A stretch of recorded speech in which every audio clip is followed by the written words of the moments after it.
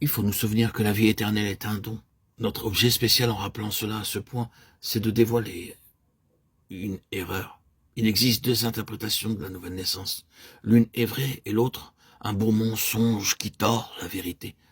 Cette dernière interprétation prétend que la vie spirituelle est une sorte de renaissance, un rafraîchissement intérieur, produit par l'effet des forces mystiques qui planent autour de l'âme, l'attirant de sa torpeur comme le soleil printanier réveille la semence endormie, poussant à l'activité des forces déjà existantes mais immobiles. Ce serait comme un réveil de ce que nous possédons déjà pour l'élever sur un plan plus haut, ou une marée qui envahit des sphères jusqu'ici ignorées et inertes, dont les forces et les fonctions entravées sont aussitôt libérées et entrent en contact à l'intérieur avec la conscience et à l'extérieur avec le service. L'autre interprétation qui est donnée, et qui est la vraie, reconnaît que la nouvelle naissance signifie une vie toute nouvelle et autre, qui doit être engendrée en nous, d'en haut, par un acte déterminé de fécondation divine. Un don tout nouveau et direct, d'une vie qui n'avait jamais encore été dans la vie humaine, et qui continue à être une vie entièrement autre que nous ne possédons pas par nature, mais qui est une vie unique et miraculeuse, comme l'est Christ.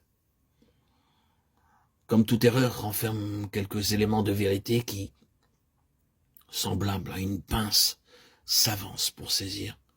Ainsi, celle que nous venons de mentionner se sert du fait qu'elle ne distingue pas entre trois choses. Premièrement, l'âme. Deuxièmement, l'esprit. Troisièmement, la vie éternelle. La vie éternelle fait sortir l'esprit de la mort et fortifie l'âme. Mais ni l'âme ni l'esprit n'ont de valeur pour Dieu en ce qui concerne la destinée que Dieu a voulu pour l'homme. Sans la vie éternelle entièrement autre, cette vie, c'est Dieu lui-même, en Christ, par le Saint-Esprit. Le Saint-Esprit est l'esprit de vie. Romains 8, 2. Et la vie divine, alors même qu'elle est donnée aux croyants pour demeurer en lui, reste encore liée à la personne divine. Dieu nous a donné la vie éternelle, et cette vie est dans son Fils, 1 Jean 5, 11. La présence de la personne divine dans le croyant ou dans l'Église est exprimée par la vie, de peur qu'Adam n'agisse dans le but de l'avoir en lui-même, sans relation avec Dieu. L'arbre de vie fut à dessein mis hors de sa portée, et il fut chassé. Le symbolisme est clair.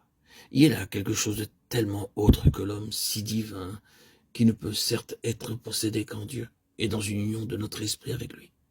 Tout cela représente en soi beaucoup de vérités du Nouveau Testament concernant la foi, la vie représentative de Christ, sa tentation, sa mort et sa résurrection, en même temps que la nature de la nouvelle naissance et la vie du croyant. Nous aurons observé que l'innocence en Adam n'était qu'une chose négative, et cela peut donc être vrai aussi de l'état sans péché dans son cas.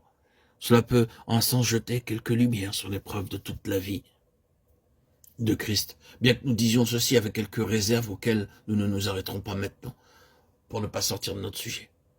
La sainteté est positive, et l'innocence d'Adam est accompagnée de la possibilité d'arriver à la sainteté.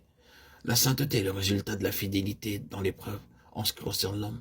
Il peut entrer innocent dans l'épreuve, mais l'essence même de l'épreuve, c'est la possibilité de choisir entre deux voies, la sienne en propre et celle de Dieu.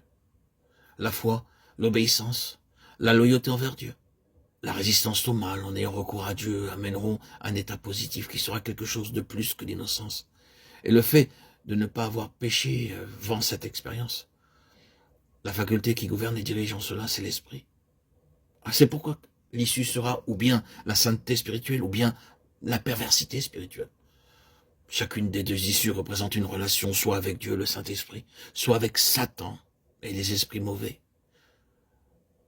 C'est en cela que nous voyons le résultat de l'épreuve et de la chute d'Adam.